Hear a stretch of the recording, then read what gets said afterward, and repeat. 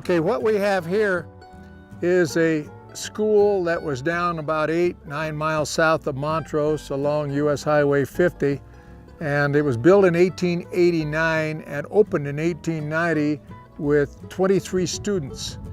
And then it closed in 1895 or 6 because the school district changed and they built a different school in the nearby region. Your typical one-room schoolhouse. Back here in 1913, there was a school up here built in 1883 up the highway here called Fairview, excuse me. It was a Fairview school. The Fairview school set up here about a half a mile, and the Teacherage for it was built in 1913 and closed in 1934 or whatever when they started busing the kids into Montrose to the school.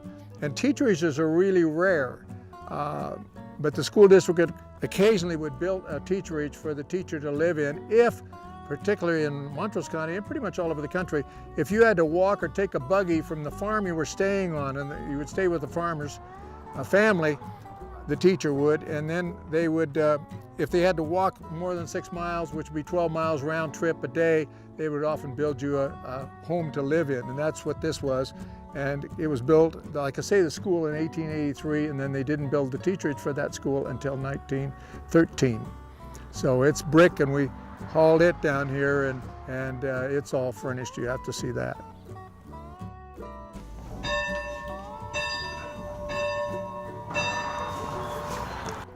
Okay, folks, it's back to school time. Come on in and get your seat. Recess is over. Like I said, this school was built in 1889 and opened in 1890 with 23 students, and closed around 1895 when the school district changed and they built another school in the area, but called it a different district. I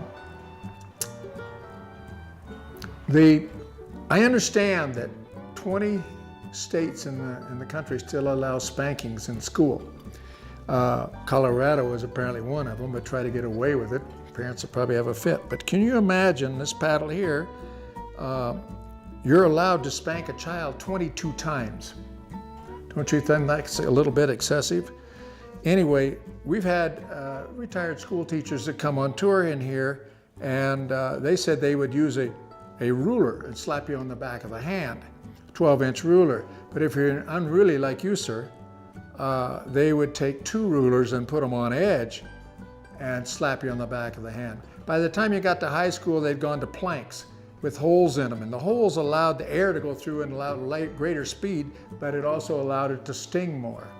So in the earlier schools in the country, they didn't have blackboards. They had a sandbox in the corner over here, and the poorer schools would have that.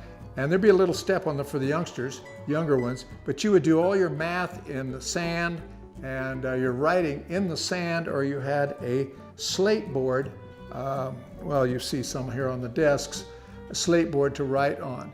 But if you couldn't afford even a slate board, they had the sandbox, and they would smooth that out, probably with that ruler, that paddle, and then you could do your math and stuff in there. Just a side note, when I was 4 years old, I was in first grade.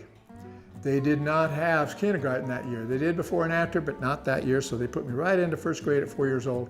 I sat in a double desk. This was in Nebraska. I sat in a double desk like we got back here, and I got Helen Gertis wet. And I spent my first day in the cloakroom outside the door, my first day of school.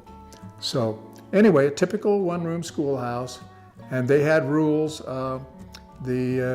One student for 1 week would come in and stoke up the fire first thing in the morning. We get a little early and stuff like, and clean the blackboards and things like that.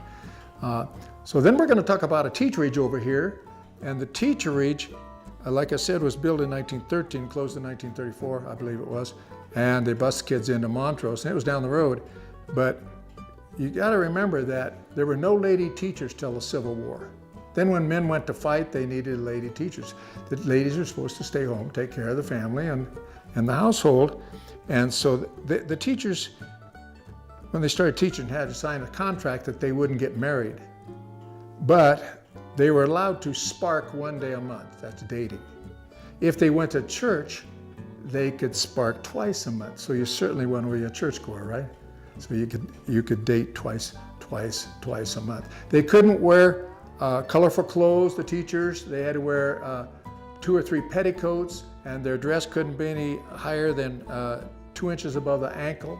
They weren't allowed to go to the ice cream parlor because there were guys might show up there.